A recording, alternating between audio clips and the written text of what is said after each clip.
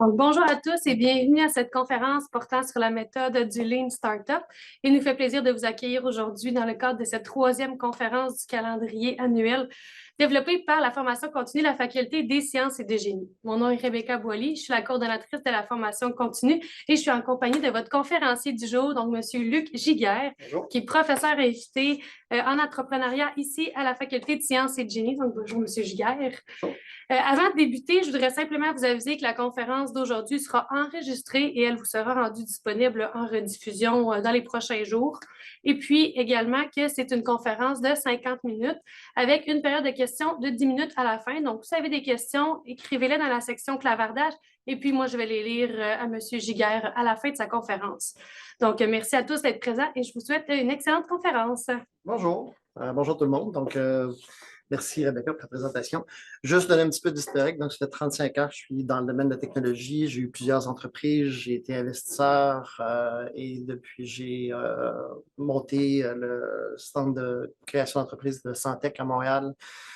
Et puis, j'ai enseigné le cours Introduction à l'entrepreneurship technologique à l'ETS jusqu'en 2020 et depuis 2023. Je l'enseigne ici à la Faculté de sciences et de l'Université Laval. Donc, le cours Introduction à l'entrepreneurship technologique vise à aider à permettre aux finissants sciences et génie de lancer leur entreprise en technologie dès le moment où ils sortent de leur bac. Donc, je vous invite à aller voir le synopsis du cours sur le site de la faculté. Donc, voilà, aujourd'hui, on va voir un petit peu, c'est la conférence sur le Lean Startup. Donc, on va faire un petit peu de contexte sur le développement traditionnel avant de tomber dans la méthode comme telle et finir avec le Design Sprint, qui est un peu une extension de la méthode de Lean Startup. Donc, voici. Donc, la principale chose pour commencer, c'est de valider le besoin.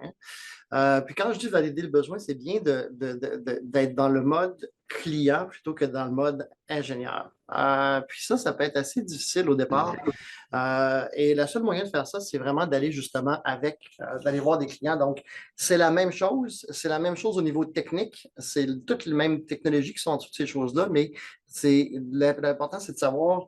L'hypothèse fondamentale, c'est est-ce que les gens vont être prêts à payer pour la musique, dans ce cas-ci, qui est l'ancien iPad. Je tourne autour un petit peu du iPad parce que comme ça fait un certain temps, ça neutralise un peu la présentation.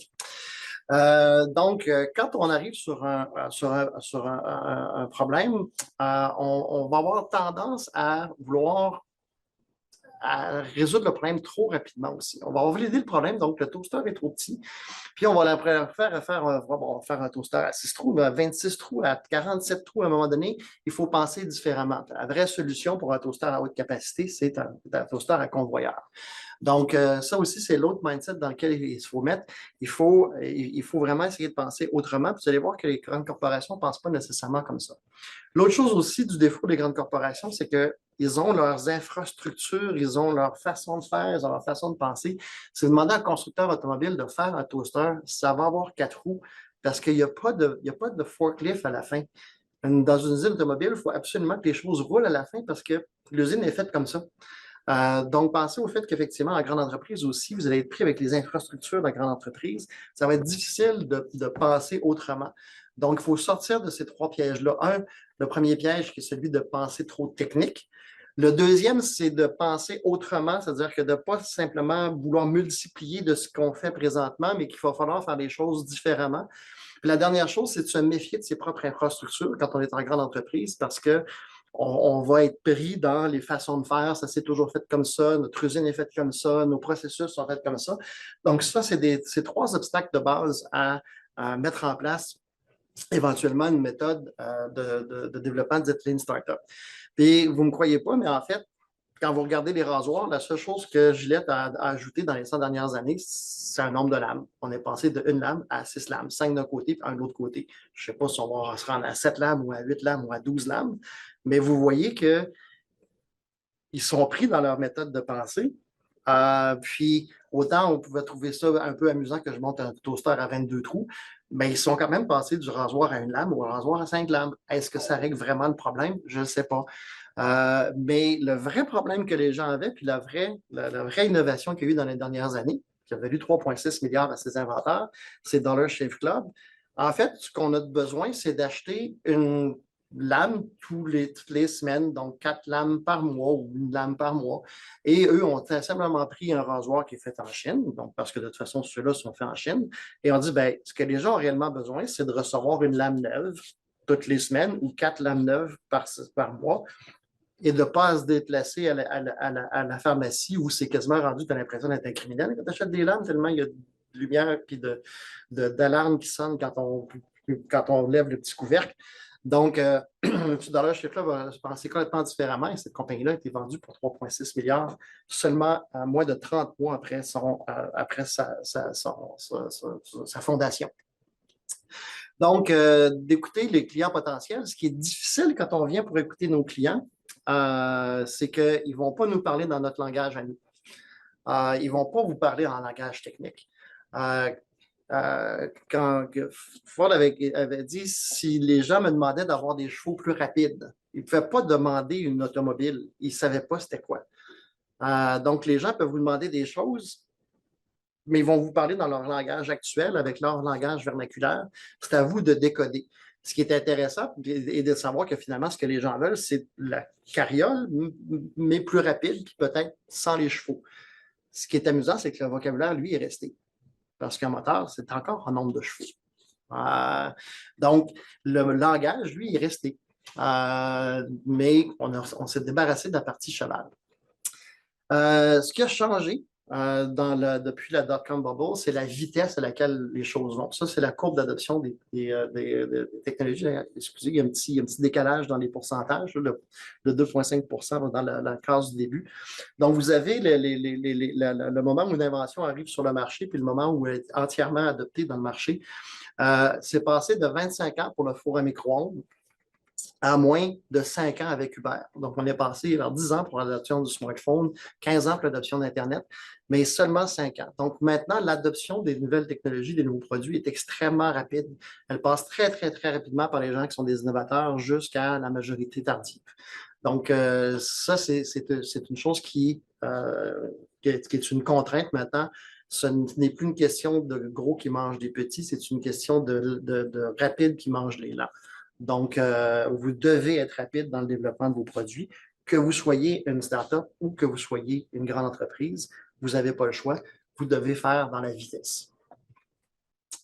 Le principal problème, ceux qui se souviennent des 12 travaux d'Astérix, la maison des fous, donc d'aller chercher le laissez-passer à 38, plus sérieusement, une étude de Gartner a montré que c'était le plus grand problème, la plus grande menace de l'innovation dans les grandes corporations, c'est internal politics, donc les politiques internes, la culture organisationnelle. Comme j'ai parlé un petit peu plus tôt, en le montrant un peu de manière humoristique, si on demande à Honda de faire un toaster, il va avoir 4 roues. Donc, ça, c'est le plus gros problème en grande entreprise pour l'innovation, c'est de set aside, de pouvoir passer à côté des internal politics puis de la culture organisationnelle qui va avoir beaucoup de pression au ça s'est toujours fait comme ça. Donc, si vous voulez faire du lean startup dans une grande entreprise, vous devez faire un pas de côté et dire cette fois-ci, on va se permettre de faire différemment, on va se permettre de penser les choses différemment. Puis vous allez voir aussi dans la lean startup qu'on va aller on devra aller aussi défaire les silos. Donc, ça, c'est une chose extrêmement importante qui existe. Parce qu'en grande entreprise, souvent, l'innovation, ça va être sur un petit morceau de ce qu'on fait. On ne va pas réinventer au complet ce qu'on fait dans une grande organisation parce que les choses ont été optimisées, la production est optimisée, les normes sont faites et ainsi de suite. Puis on va trouver certains problèmes techniques qu'il faut améliorer, puis on va travailler sur des petites choses en particulier. Ce qui n'est pas le cas du Lean Startup. Le Lean Startup, on part complètement du besoin du client pour faire quelque chose de complètement nouveau. Donc, en grande entreprise, encore, le problème, il est là, c'est qu'on a plutôt l'habitude d'aller travailler sur des petits sujets en particulier très, très, très précis. L'autre chose aussi, naturellement, dans les grandes entreprises, on va des méthodes en place, hein, comme la méthode GE ou la méthode Agile, vont être mises en place pour pouvoir faire en sorte que des milliers de personnes travaillent sur des projets extrêmement compliqués.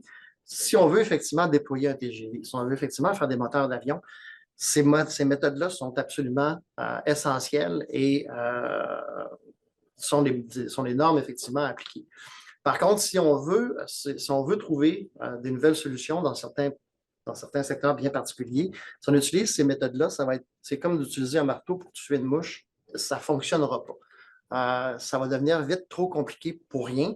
Ça va devenir trop technique pour rien, puis on va s'éloigner du consommateur final. Et naturellement, c'est des outils qui sont faits pour gérer le paquebot. L'avantage du Lean Startup, qui est essentiellement une méthode qui a été développée pour les startups, les compagnies en démarrage, c'est d'être rapide, mais sans ressources. Donc, tout le contraire d'une grande entreprise où on a énormément de ressources, mais peu de rapidité. Donc, ça, c'est l'avantage du startup, mais c'est possible, là, je le mets dans un environnement d'entreprise en démarrage, mais c'est possible de le faire en grande entreprise si on se donne la peine de faire les choses comme il faut. Donc, effectivement, quand on est une petite entreprise, bien, on a énormément de rapidité, d'agilité, mais on a très peu de ressources. L'autre chose qui est très importante, et ça, le piège peut être tant en grande entreprise que avec les startups, surtout des compagnies en démarrage qui sont issues de recherche universitaire ou de projets universitaires, c'est le danger de développer en vase clos. Donc, de développer le truc et de ne pas jamais aller parler avec les clients. Donc, il faut vraiment aller sortir get out of the building, comme on dit, de sortir de l'édifice et d'aller voir des clients potentiels dès le début du projet. Et non pas comme développer puis aller voir les clients potentiels 6 mois, 9 mois, 12 mois après. Dans la méthode Lean Startup, le client il est assis avec vous. Vous l'avez avec vous, vous devez penser au développement de produits. Donc, c'est exactement ce que Boeing avait fait avec le 777 et avec le 707, c'était de s'asseoir avec les compagnies aériennes et leur demander qu'est-ce que vous voulez, qu'est-ce que vos clients veulent exactement avant de développer le produit. C'était surtout le cas dans le cas du 707. C'était vraiment une adaptation technologique de choses qui avaient été développées pour des bombardiers nucléaires. Boeing avait les technologies pour faire un avion de ligne à long rayon d'action, mais ils ont parlé avec Pan Am avant de le développer, pour savoir qu'est-ce qu'ils voulaient. Parce que si vous développez sans parler aux clients, vous avez des chances de faire ce genre de choses-là. Et ça, c'est malheureux parce que ça coûte énormément d'argent. Finalement, il a été terminé, cet échangeur-là, mais il est resté pendant une bonne dizaine d'années dans cette situation-là parce qu'on n'avait pas parlé au propriétaire du terrain qui est juste en face. Donc, on avait développé en vase clos, sans parler avec les intervenants. Donc, voilà, ça, c'est un peu de la mise en contexte de qu'est-ce qu'il faut pour le Lean Startup. Donc, premièrement, de se laisser penser autrement, de s'éloigner des manières de faire dont on utilise déjà. Donc, de ne pas tomber dans le piège du « on a toujours fait ça comme ça », de ne pas tomber le piège dans nos procédures internes et d'aller voir le client dès le départ. Donc, méthode Lean Startup, excusez-moi, je vais prendre un petit peu d'eau.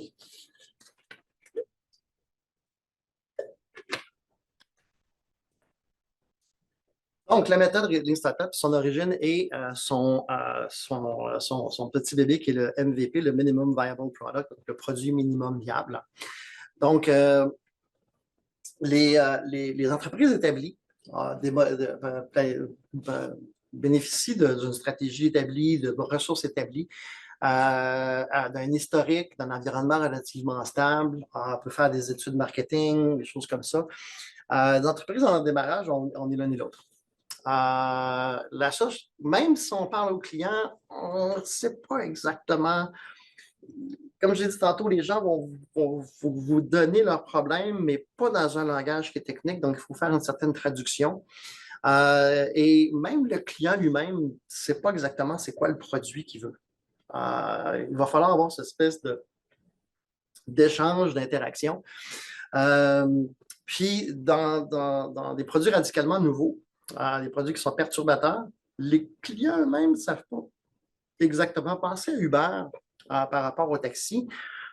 Il y a des désagréments qui sont toujours là pour prendre un taxi que Uber a réglé, mais il n'y a pas de décodé directement de la part des clients. L'avantage principal de Uber, c'est de payer d'avance. C'est de savoir d'avance combien ça va nous coûter et d'accepter ce coût-là. Et à la fin de la course, de ne pas avoir ce désagrément-là de la surprise de « Ah, je pensais que ça allait me coûter 25, ça coûte 35. » Donc, je n'ai pas de surprise à la fin parce que j'ai accepté avant de faire la course. Puis la deuxième, c'est que c'est comme si je sortais d'une limousine parce que j'arrive à la fin de la course, j'ouvre la porte, je m'en vais. Ça règle le problème du désagrément qu'il y avait à prendre le taxi. Tout le reste était essentiellement le même, mais c'était ça qui était, c'est ça qui est le cœur de l'innovation chez Uber, c'est de régler ce problème-là de l'inconfort et de l'insécurité de on ne sait pas combien ça va nous payer quand on prend le taxi. Donc, on fait ce quoi on fait face quand on est en ligne startup, quand on est une entreprise en démarrage, c'est qu'on fait face à l'inconnu. Je ne sais pas trop c'est quoi le produit. Je ne sais pas trop c'est quoi le marché. Le client lui-même s'exprime, mais il n'est pas tout à fait capable d'exprimer ses besoins de manière claire, comme de faire un genre de request for proposal super précis. Donc, il faut aller chercher une méthode qui explore l'inconnu. Et en fait, le Lean Startup, c'est quoi? C'est l'adaptation de la méthode scientifique au développement de produits. Donc, ce qu'on fait, c'est qu'on pose une hypothèse. Je pense que le produit devrait faire ça. Je pense que notre app devrait faire telle chose. Et on pose une expérience, c'est-à-dire on va aller avec le client, puis on va faire des tests, puis on va essayer de voir que ce soit une application, un logiciel, une machine, un procédé. On va aller faire une expérience en petit format, en utilisant le moins de ressources possible, puis on va mesurer. On va mesurer comment le client se comporte par rapport à ça. On va mesurer comment ça fonctionne. On va mesurer combien, si on a un échantillon de 10, 15, 20, 30 clients, on va mesurer combien aiment ça beaucoup, combien aiment ça. On va aller chercher les rétroactions des clients pour aller à une conclusion de ce petit morceau-là, et on va répéter. Donc, c'est vraiment la méthode scientifique qui est appliquée parce qu'on fait face à l'inconnu. Donc, on commence, on va faire une itération, on va faire une deuxième itération, et ainsi de suite. Uber est le résultat d'une centaine d'itérations avant d'arriver au lancement de l'application qu'on connaît. Donc, c'est vraiment une méthode qui est itérative et répétitive. Donc, on parle d'idées, on design, on fait un projet, on mesure, on obtient des données et on apprend et on recommence. Et l'apprentissage, c'est super important dans ça parce que justement, on fait face à l'inconnu. Donc, on veut apprendre avec chacune des itérations qu'on va faire pour arriver le plus possible à arriver à un fine-tuning qui va nous donner le produit final. Puis je dis final en guillemets parce qu'on va continuer en fait. Ceux qui utilisent Uber, par exemple, savent que depuis 5 ans, ça n'a jamais arrêté d'évoluer. Il y a toujours eu des changements, un petit bouton qui change de place, une petite affaire qui change. On a testé des produits, il y a des choses qui sont apparues, des choses qui sont disparues. Il y a des particularités par secteur, par marché aussi. On n'a pas le service de limousine ici, alors que dans plusieurs villes américaines, on va avoir le service de limousine, et ainsi de suite. Donc, d'où ça vient? À l'origine, c'est Eric Rice, qui est un ingénieur en logiciel, puis il avait fondé un premier réseau avec des avatars qui était un grand succès. Mais avant de connaître le grand succès, il avait fait 6 mois d'efforts, 25 000 lignes de code pour faire quelque chose qui personne ne voulait. Et c'est là qu'il y a eu un moment d'épiphanie qui a dit, ben, j'aurais pu simplement avoir un landing page qui propose simplement l'offre sans avoir développé tout le logiciel, puis j'aurais eu la même information, c'est-à-dire que ça, il n'y a personne qui en veut. Je n'avais pas besoin de développer le produit au complet, j'avais juste besoin de faire un produit minimum viable. Puis la plupart des logiciels, on peut faire des présentations PowerPoint, on peut faire des choses qui font donner l'impression qu'on utilise le logiciel avec très, très peu d'efforts et d'aller voir les clients. Donc, lui, il avait fait ça. 6 mois de temps, en vase clos, 25 000 lignes de code, puis il y a eu cette épiphanie-là de dire, ben, j'aurais pu avoir le même résultat d'apprentissage en faisant une simple landing page, sans faire aucun code, puis j'aurais quand même eu la même information que personne n'en veut. Puis là, j'aurais été obligé, j'aurais su, donc j'aurais fait quelque chose de différent jusqu'à ce que je trouve qu'est-ce que les gens voulaient. Donc, c'est essentiellement ça, son épiphanie, c'est de dire, je n'avais pas besoin de développer le produit. Juste pour donner un exemple que j'aime bien donner dans mon cours,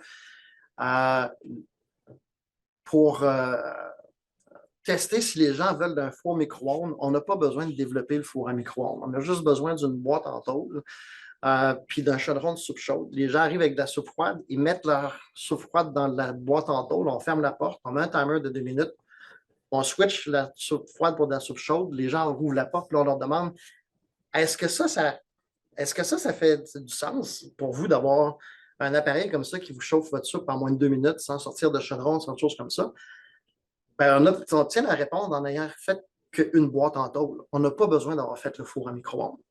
Donc, c'est exactement la même chose. On n'a pas besoin de développer le prototype au complet. Il faut juste aller chercher l'information dont on veut au départ. Donc, dans le cas de Derek Rice, il se résigne à faire sauter ces petits bonhommes en place. Surprise, c'est ce que les clients veulent, c'est qu'ils veulent s'amuser avec leur avatar. Donc, c'est ce qui a fonctionné pour Derek Rice. Donc, l'important, comme dans le test de Derek Rice avec son logiciel et avec ses avatars, c'est d'aller chercher l'information. Parce qu'au début, l'information vaut plus que l'argent. De un, pour les entreprises en général, je ne vous en avais pas.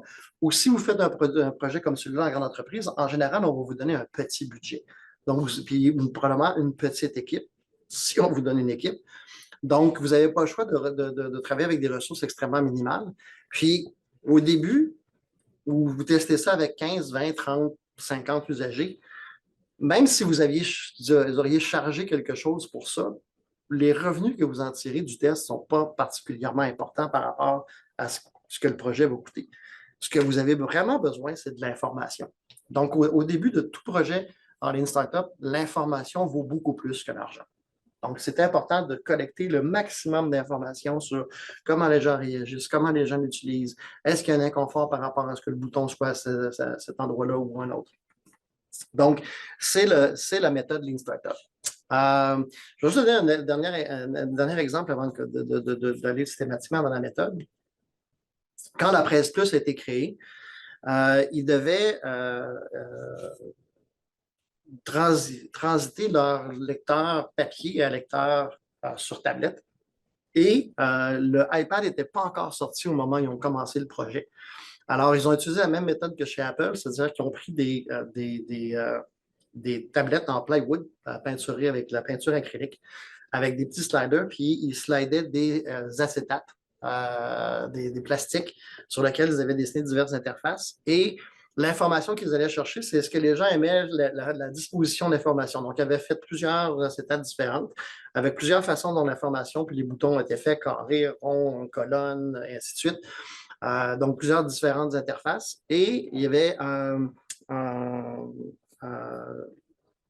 eye tracker, un détecteur de regard pour voir où les gens regardaient sur la tablette.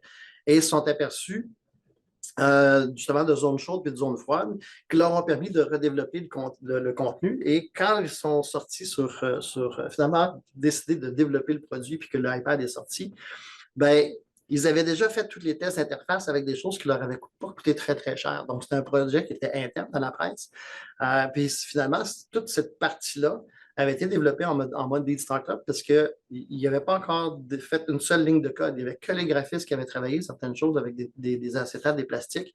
Donc, vous imaginez qu'à l'inverse, ils avaient attendu qu'Apple sorte la tablette, attendu d'avoir les outils de développement, tout développé, puis sans parler à personne, ben ça n'aurait pas été le lancement qui était aussi efficace qu'il a été quand la Presse Plus est sortie. Donc, la méthode Lean Startup, comme telle, c'est le cycle bâtir, mesurer, apprendre et recommencer. Donc, c'est ce qu'on avait appris dans la similarité avec la méthode scientifique. Et on le fait avec une configuration minimale de produit, le fameux Minimal Viable Product. On trouve de l'information nouvelle, utile et validée, donc le Validated Learning. Puis, on fait de la comptabilité d'innovation. C'est-à-dire que je m'aperçois que si je fais tel incrément d'innovation, c'est utile ou non au client, c'est un peu utile, c'est beaucoup utile. Donc, si c'est beaucoup utile, je vais mettre beaucoup d'efforts par après pour le développement de ça. Si par exemple, le client met moins d'appréciation sur tel ou tel features d'un logiciel ou d'un appareil ou quelque chose comme ça, ben, on va enlever des ressources à ça, puis on va le mettre en features futures. Et l'autre chose qui est très importante, c'est de se donner le pouvoir de pivoter. Donc, on va voir quelques exemples de pivots par après. Donc, le cycle mesure, bâtir, apprendre, on l'a vu tantôt. Donc, c'est vraiment de partir avec ça. Donc, le minimum viable product, c'est ce que j'ai. Il ne faut vraiment pas penser en prototype. Ça, là, c'est ce qui est le plus difficile pour des ingénieurs ici, c'est que, je vais aller bâtir un prototype. Non, ce n'est pas un prototype. Je reviens à mon exemple de four à micro-ondes. Le minimum viable d'un four à micro-ondes, c'est une boîte en tôle avec un timer. Ce n'est pas le prototype du four à micro-ondes.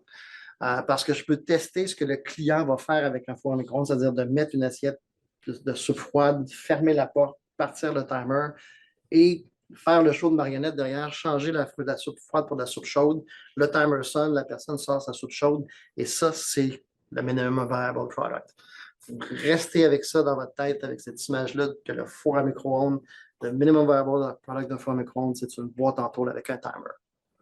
Parce que je peux faire énormément de choses avec ça. Je peux tester, est-ce que les gens veulent mettre 2 minutes à 2.00 ou est-ce que je peux avoir un bouton avec 30 secondes plus? Je peux avoir le bouton pizza, je peux avoir le bouton soupe, je peux avoir le bouton popcorn. Il y a plein de tests que je peux faire sans avoir à développer absolument rien de l'électronique derrière ou devoir développer comme tel le four à micro-ondes. L'autre chose qui est importante, je suis désolé, je ne l'ai pas en français, puis elle ne sort pas, je ne suis pas sûr qu'elle sort super bien. Mais l'important ici, ce n'est pas simplement de mesurer ce qui est faisable. On doit mesurer ce qui est valable pour le client. On doit mesurer ce qui est utilisable par le client.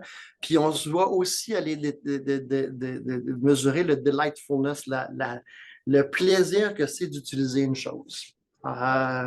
Donc, c'est d'aller chercher chacun de ces petits morceaux-là parce que c'est pas juste le faisable. Ça, justement, le prototype, le fait d'aller chercher le faisable, puis en général, vous le savez déjà si les choses vont être faisables ou non.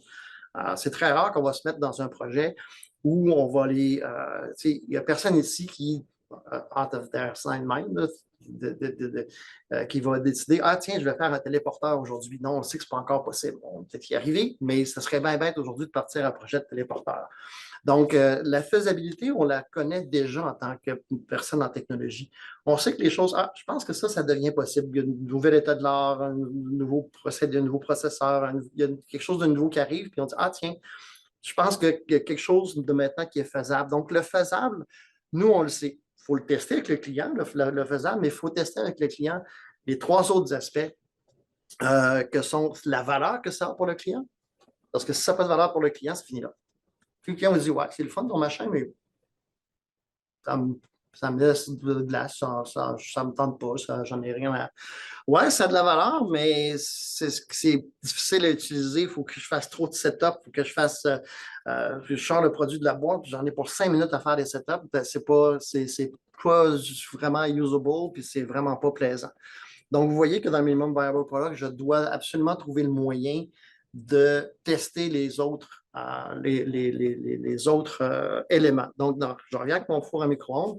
Si effectivement j'ai de la soupe chaude qui est disponible, ben, au moment où je vais ouvrir la boîte en tôle, il va y avoir l'effet de la soupe chaude qui sort. Je vais avoir le petit timer qui va faire un petit boubou à la fin, quelque chose comme ça. Je vais être capable de tester le delightfulness, le fait que, tiens, cet effet de surprise-là, qu'effectivement, j'ai une soupe chaude au bout de 2 minutes, sans avoir sorti de chaudron, sans avoir attendu que le poêle devienne chaud, et ainsi de suite. Donc, il faut développer en petit, parce que si on développe trop rapidement, donc je veux faire le gâteau de mariage au citron, acheter beaucoup de citron puis faire le gâteau de mariage, c'est beaucoup de trouble. Alors qu'il faut être testé pour être certain. Et le test, il faut bien faire attention que le MVP, ce n'est pas de tester les ingrédients, mais de tester le produit final. Donc, je teste le cupcake au citron, puis c'est pas ça que le client veut. Celui aux fraises avec des picolettes de chocolat, c'est pas tout à fait ça non plus qu'il veut. Tiens, un machin bleu avec des bouts de poutre, non plus, c'est pas ça. Ce qu'il veut, c'est celui au chocolat. Donc, un coup que j'ai validé ça en petit, je suis capable après ça de dire, ben effectivement, je vais acheter du chocolat, pas de citron, je vais fabriquer le gâteau, puis je vais avoir enfin ce que le client veut. Puis là, ben, naturellement, il y a beaucoup de gens qui vont dire, ouais, mais ça ne s'applique pas à moi. Moi, mon secteur, ça ne marche pas de même, puis c'est pas comme ça. Puis c'est sûr que ici, il y a 2 choses. Il y a deux embranchements entre grande entreprise puis entreprise en démarrage. Dans grande entreprise, ben, vous allez faire effectivement face à ouais, mais on ne fait pas ça comme ça ici. Oui, mais on aimerait ça cette fois-ci, utiliser une méthode un peu différente pour voir si on peut faire les choses différemment. Puis, dans le startup en général, on dit, ouais, mais moi, dans le secteur industriel dans lequel je suis, ça ne fonctionne pas comme ça. L'immobilier vend sur plan, l'aérospatial vend avec des mock-ups. Les produits de consommation sont testés en petite quantité dans les petits marchés. Donc, il n'y a pas d'excuse de ce côté-là. Vraiment pas d'excuse de ce côté-là. On peut aller voir si les clients sont intéressés à un avion en faisant un mock-up en plywood avant de construire l'avion complet. Donc, le validator learning, c'est de bien connaître les hypothèses au départ. On veut connaître, on veut tester ce qu'on pense qui va être le succès du produit. Il faut tester sur les vrais sujets, donc sur des vrais humains, sur des vrais clients. Piège qu'on a souvent, surtout dans des projets de compagnie en démarrage qui sortent de l'université, c'est qu'on va tester ici, autour de nous, mais on n'est pas le public, on n'est pas nécessairement le public cible. Si votre produit, c'est pour des techniciens qui doivent être en haut d'une tour de télécommunication à moins 40, c'est avec eux autres à moins 40 qu'il faut le tester. Parce que là, c'est là qu'on va s'apercevoir si les choses vont, comment les choses se passent dans la réalité des choses. Donc, de tester in situ, de tester sur les vrais sujets, de tester avec les vrais humains qui vont être vraiment ceux qui vont utiliser vos produits à la fin. Puis, un des tests à faire, c'est le test du prix. Est-ce que les gens sont prêts à l'acheter à un prix établi? Donc, est-ce que vous devez valider la valeur pour le client? Puis ça, on parle bien de valider avant de développer quoi que ce soit. Alors, on n'est même pas rendu à développer la première ligne de code quand on fait ça. Et on peut aussi tester les méthodes de mise en marché. Est-ce que c'est avec un distributeur? Est-ce que c'est une boîte qui va arriver à la maison? Donc, il faut vraiment tester la manière dont ce produit-là va arriver au consommateur ou à l'utilisateur final dans sa mise en marché. Donc, ça, c'est vraiment important. Parce que, excusez-moi la phrase en haut, shit in, shit out, mais si vous ne validez pas des choses si vous ne validez pas ces choses-là, quand vous allez arriver pour le mettre en marché, ben, si le prix n'a pas été testé, si le out of the box n'a pas été testé, si l'expérience usagée n'a pas été testée, les chances de failure sont extrêmement élevées, puis on va avoir développé pour rien. Donc, on teste d'abord les hypothèses qui sont les plus risquées. En général, la plus risquée, c'est le prix. Puis, on mesure, excusez-moi, on mesure de ce qu'on doit démontrer, ce qui va aller chercher le maximum de progrès. Donc, juste un exemple, le bouton « Choisissez votre propre route » sur le premier site de BuzzBud, ça avait juste à compter le nombre de personnes qui choisissaient une route ou une autre. Et il n'y avait pas vraiment un algorithme en arrière qui choisissait la route. Donc, il voulait juste savoir si les gens allaient utiliser ce bouton-là ou non, avant même d'avoir développé quoi que ce soit.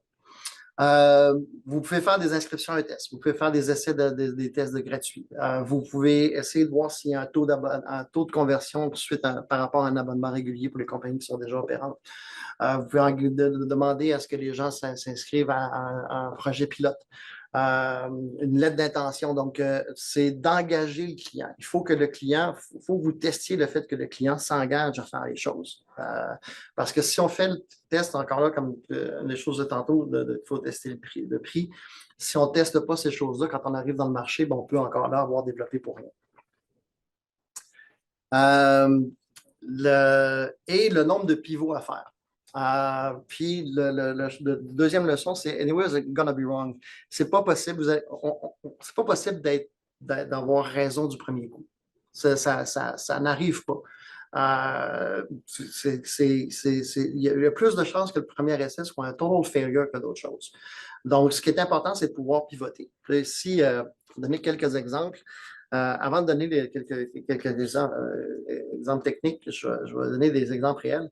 Là, normalement, je fais lever les mains quand je suis avec une foule, mais pourquoi ça s'appelle Airbnb? Pourquoi ça s'appelle Air Bed and Breakfast? Je ne sais pas, peut-être dans le text box, il y a peut-être des gens qui le savent. Pourquoi ça s'appelle Air Bed and Breakfast? Airbnb. Pourquoi il y a le air dans le mot? Est-ce qu'il y a des gens qui le savent? Non? Parce que ça a commencé par un service de location de de matelas gonflables. Parce que le but ici, c'était de faire en sorte que les gens puissent aller rester à San Francisco pendant un match du Super Bowl. Mais ils sont comme restés pris avec leur putain de coussin gonflable à la fin de l'événement. Puis ils sont aperçus en réalité que ce que les gens avaient besoin, c'était d'une place pour rester pas trop cher chez les gens qui avaient de l'espace disponible. Donc, le Air est resté là, donc leur nom était déjà là, Airbnb, parce que c'était pour des matelas gonflables, mais ils ont pivoté pour faire en sorte, ben, tu peux être gonflable ou pas gonflable, on s'en fout, le matelas, ce que vous louez, c'est votre appartement. Donc, ça, un autre exemple que j'aime bien comme pivot, encore là, je te demande toujours quand j'ai une foule, mais est-ce qu'il y a des gens qui savent le site de YouTube? Qu'est-ce que YouTube était au tout départ, avant de pivoter?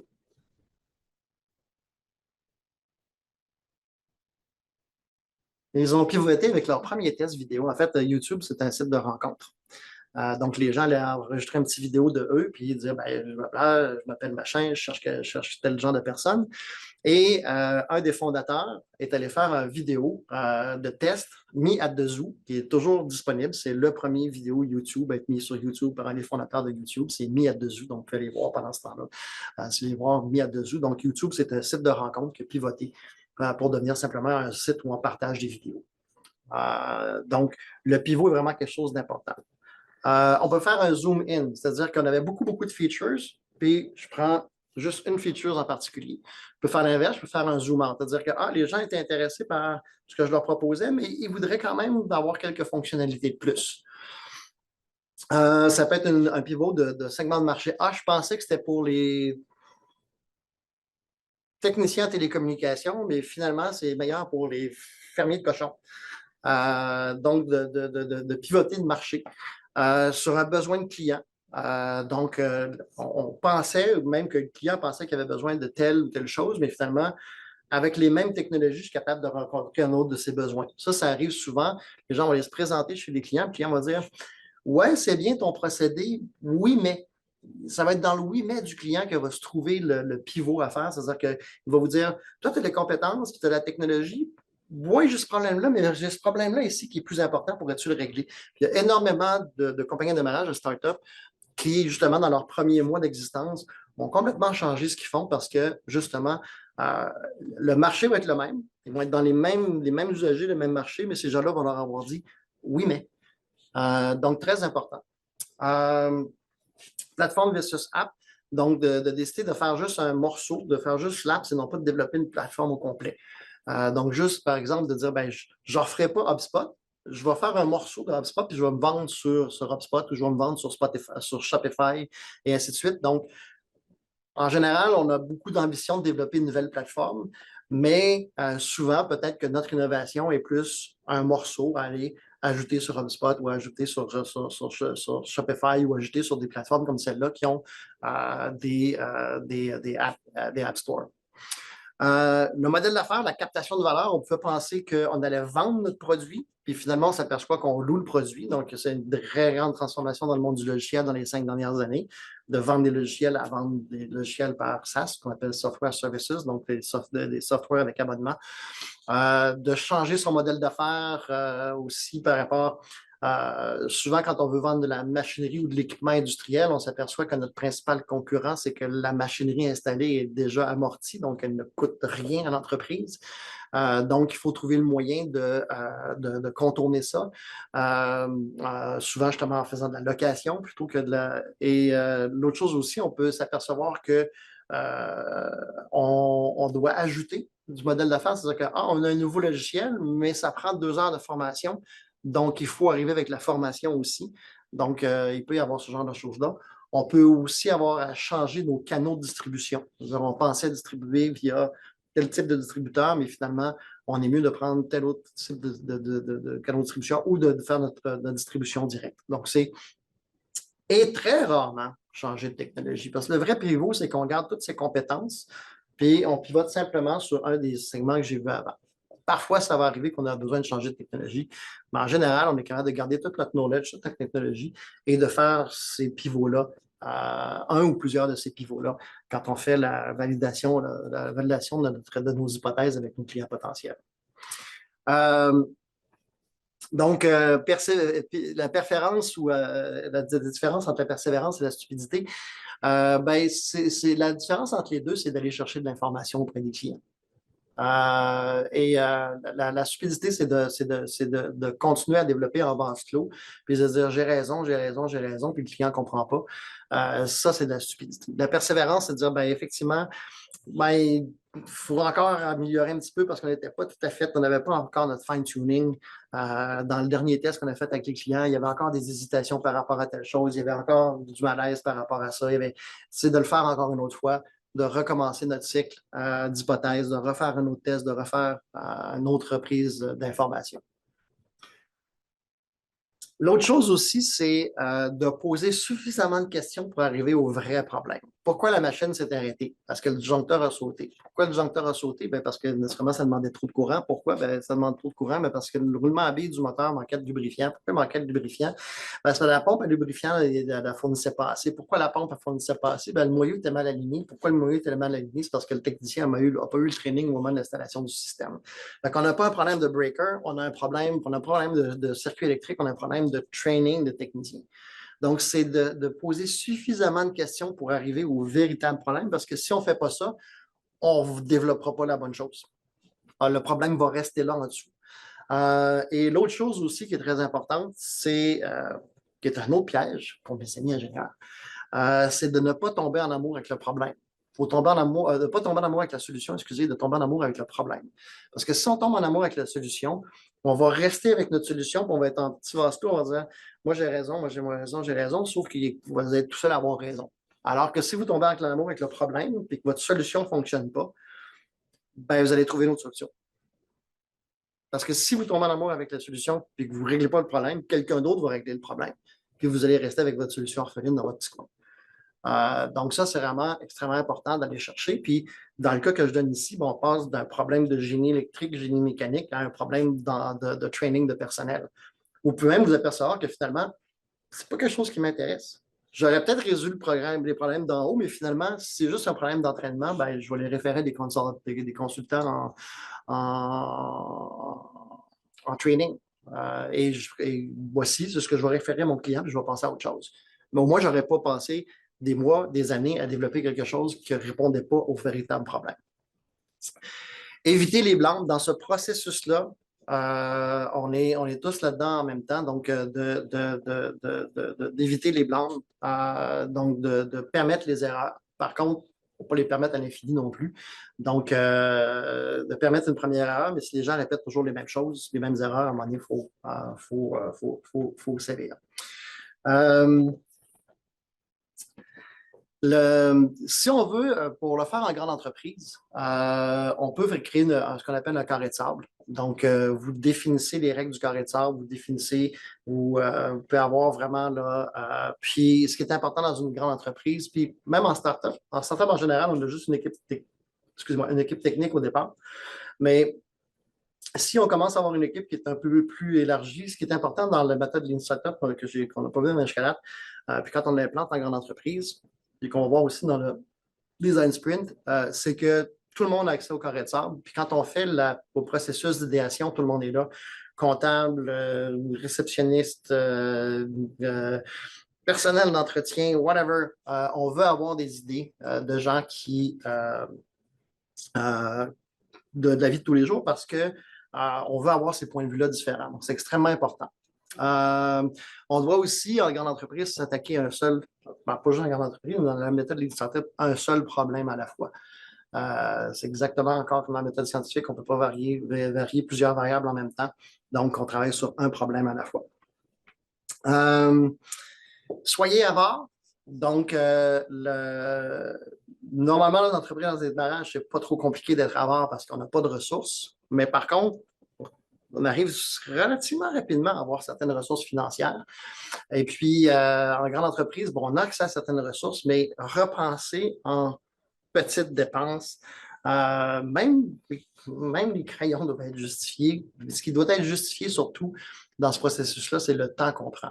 Donc, comptabiliser le temps qui est utilisé et comptabiliser le coût du temps des gens qui participent à ça. Pour chaque dépense, on va revenir aux questions de tantôt, là. Poser au moins 5 pourquoi. Pourquoi tu as besoin de cet appareil-là? Pourquoi tu as besoin de ça? Pourquoi tu as besoin de tel banc de test? Pourquoi tu as besoin de tel logiciel? Pourquoi? Poser, poser suffisamment de pourquoi pour arriver au vrai besoin. Moi, c'est quelque chose quand j'arrive dans une startup qui sont dans des tout bureaux, tout neufs et tout ça, je me dis, c'est terminé. Ça n'ira pas très loin. C'est des gens qui dépensent pour rien.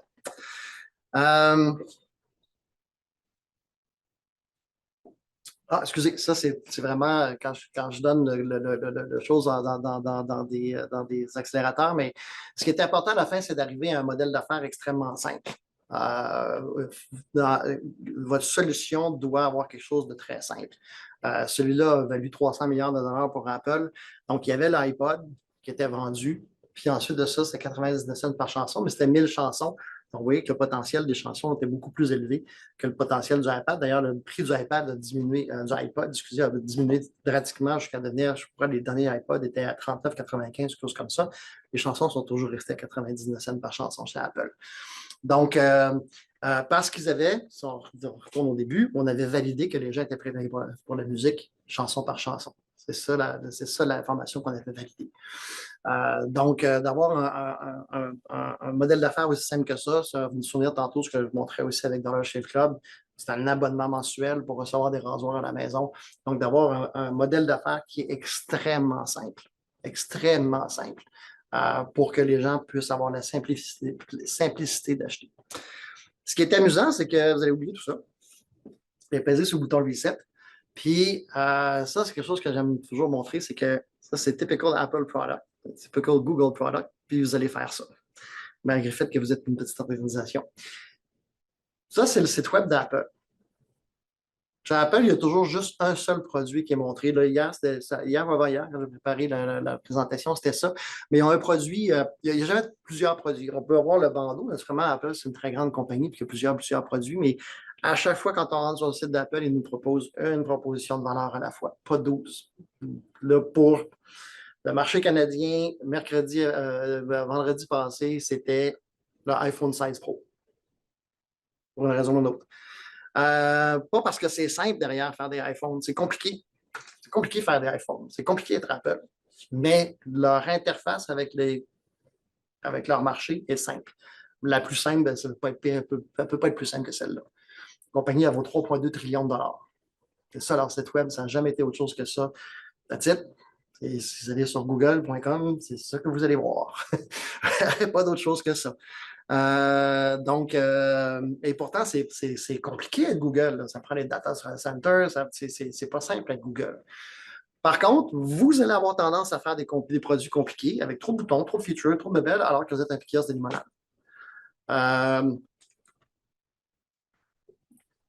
Marquez-vous de ça dans la tête. Ça, c'est une compagnie qui vaut 3,2 trillions de dollars. Ça fait 20 ans qu'elle existe et c'est toujours sur leur site web. Et vous allez quand même avoir tendance à faire ça. Donc, le MVP, quelques trucs aussi, on va revenir un peu sur le produit minimum viable. Il faut le distinguer de sa vision à long terme. Donc, oui, on veut faire plein de choses, mais il faut commencer par tester le produit au départ. Donc, excusez la slide en anglais parce que je cite directement les auteurs, donc Paul Graham de chez Y Combinator, qui est le plus gros accélérateur de start-up au monde. Ce qu'il faut faire, c'est une chose à la fois. Je le répète, c'est de réduire au maximum le wasted engineer hours, ce qu'on appelle le code left on the floor. Tester une chose à la fois. Essayez pas d'être tout pour tout le monde au départ. Commencez avec les choses simples. Couteau suisse, un couteau. Première fonction d'un couteau suisse, c'est d'être un couteau. Puis après, on peut ajouter des choses. Donc, de faire les choses le plus simple possible. L'autre chose aussi, dans la philosophie du MVP, du Minimum Viable Product, je l'ai dit tantôt, il faut tester le usability. Le Minimum Viable Product de la voiture, ce n'est pas une roue, c'est un skateboard. C'est de se déplacer sur roue pour voir si c'est plus plaisant de se déplacer sur roue qu'à pied. Est-ce que c'est plus rapide? Est-ce que c'est plus plaisant? Est-ce que ça a des avantages? Ensuite de ça, on veut se diriger. Ensuite de ça, on veut se propulser. On veut se propulser avec un moteur. Et finalement, ça serait peut-être plus stable d'être sur 4 roues. Donc, essayez aussi de voir cette évolution-là, de voir que ça ne sert à rien de tester un morceau, il faut tester l'usage de ce qu'on veut en faire. 6 questions. La première, c'est qui sont les clients cibles? C'est la première. Pourquoi nous choisir? Pourquoi ces clients-là nous choisiraient, nous, avec ce qu'on a à proposer? Ensuite de ça, vous allez faire un test. Bien, comment on va colliger ces données? Comment on va faire le test? On fait ça dans nos bureaux? On fait ça dans leur bureau? Est-ce que c'est un truc que les techniciens ont utilisé à l'extérieur? Donc, si on est à l'extérieur, on fait ça comment? On s'installe avec des caméras? On est du monde qui prend des notes? Ça paraît stupide, mais c'est pas si simple que ça quand on commence à y penser que, ben, tiens, j'ai une start-up qui font une machine qui compte les porcelettes dans les porcheries. Ben, c'est sûr que les tests, ben, ils ont eu lieu dans une porcherie, puis il a fallu que ça achète du linge en conséquence. Là. Tu ne vas pas dans une porcherie habillé de même. Donc, il faut y penser. Quelle est votre raison d'être? Pourquoi vous faites réellement ce que vous voulez faire? Pourquoi vous voulez vraiment faire ça? Parce que ça va se transposer chez le client. Ils vont sentir le pourquoi vous faites les choses. Finalement, quand est-ce que vous lancez votre produit? Donc, votre échéancier. Quand vous avez répondu à tout ça, quand est-ce que vous voulez lancer votre premier produit avec les premiers features les plus simples? Peut-être le garder le plus simple possible forever, comme on avait avec Google. Excusez, où? C'est le où avant le quand. Donc, le où vous voulez lancer votre produit. Est-ce que vous voulez le lancer dans votre marché local? Peut-être que c'est un autre marché qui va être plus preneur. Donc, tiens, j'ai un système de gestion de l'eau en agriculture plus utile au Texas, en Californie, que ça peut l'être au Québec ou en Ontario. Fait que peut-être qu'effectivement, il va falloir que je lance directement dans un marché étranger.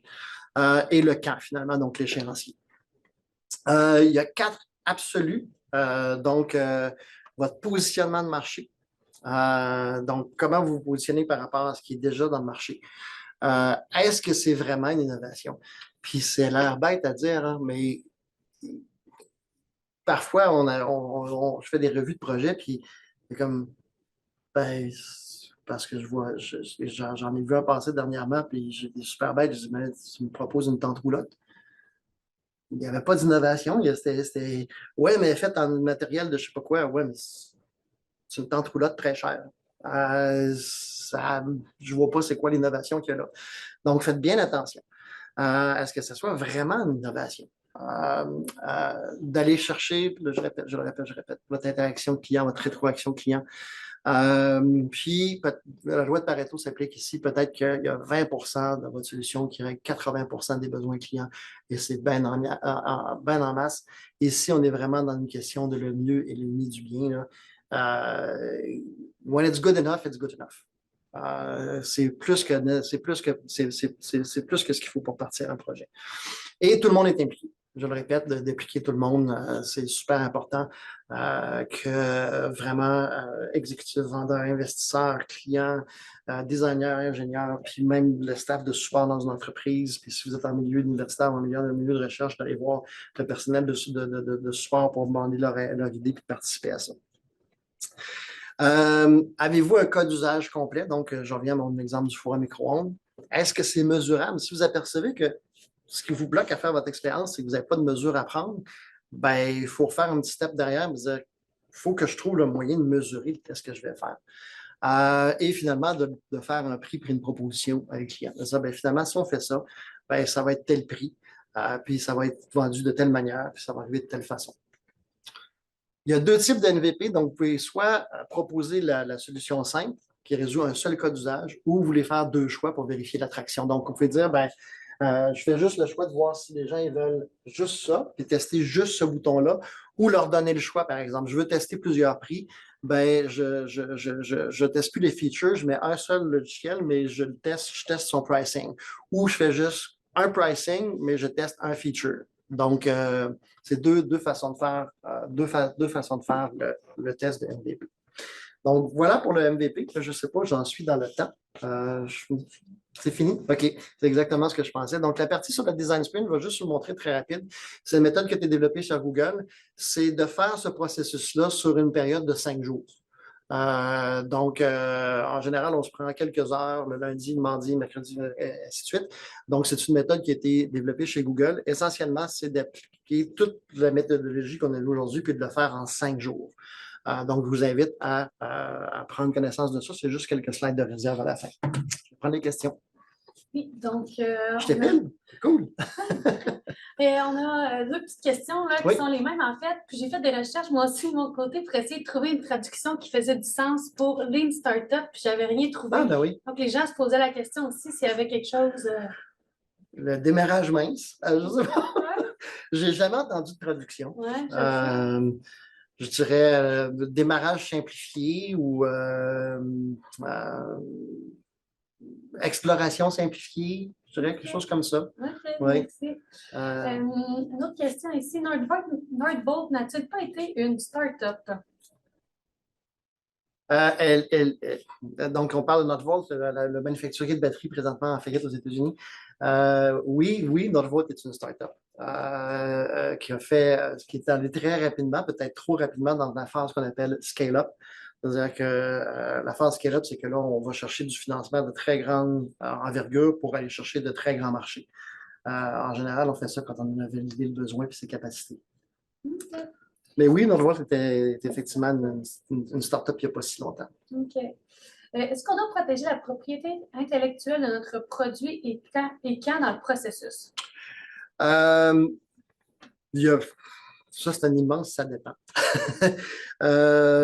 Si effectivement on commence vraiment avec un besoin client et qu'on a nos technologies propres déjà, normalement nos technologies propres devraient déjà être protégées. Si on en développe de nouvelles, bien, effectivement, au moment où on développe de nouvelles technologies, c'est le temps effectivement de protéger, de faire les déclarations d'invention au fur et à mesure qu'elles deviennent possibles. Et puis, ben, si les technologies sont issues de milieu universitaire, parce qu'on est dans une conférence universitaire, c'est un immense ça dépend, dépendamment si vous êtes comme la plupart de mes étudiants, vous êtes encore au bac, à la maîtrise ou au doctorat, il y a toutes sortes de choses différentes qui s'appliquent. Il y a des recherches aussi qui sont déjà en partenariat avec des entreprises qui sont. Donc, c'est un immense ça dépend. Mais je vous dirais, normalement, dans la méthode des startups, c'est quand on arrive à la fin du minimum viable product et qu'on commence à avoir que des features ou des procédés, puis nos technologies commencent à être pas mal, on commence à être pas mal certain, c'est à ce moment-là, effectivement, qu'il faut faire les déclarations d'invention. On a une autre question. Quelqu'un qui se pose une question par rapport au fait de passer d'un projet de recherche académique vers une entreprise. Oui. La question, c'est plusieurs technologies très intéressantes qui pourraient régler plusieurs problèmes sont développées, mais rarement apportées réellement sur le marché. Quels sont les points les plus difficiles ou les points à faire attention? C'est une des premières slides dans mon cours. Le premier piège, c'est de prendre une technologie, et moi je appelle ça prendre la pilule et chercher la maladie. C'est pas idéal.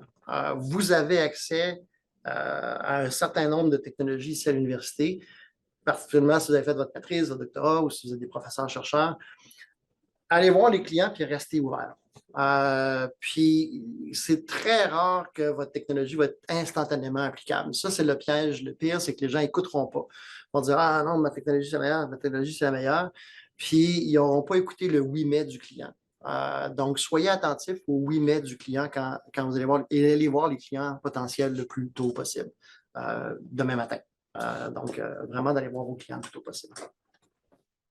Donc, on n'a pas d'autres questions. C'est ce qui conclut donc, la conférence d'aujourd'hui. Merci à vous tous d'avoir été présents. Merci à vous, M. Giguère. C'était vraiment intéressant comme conférence. Merci. Donc, je vous invite à vous inscrire à la prochaine conférence qui se tiendra le 10 décembre prochain. Elle fera la lumière sur le développement d'implants radioactifs par impression 3D pour le traitement du cancer et elle vous sera offerte par le professeur Marc-André Fortin. Aujourd'hui, on va vous envoyer un lien vers la rediffusion et puis également un sondage de satisfaction. Ça nous fait toujours plaisir là, de recevoir vos commentaires ou bien vos suggestions là, de sujets pour de futures conférences. Donc, merci à vous tous d'avoir été présents, puis au plaisir de vous revoir le 10 décembre. Au revoir. Bon après-midi.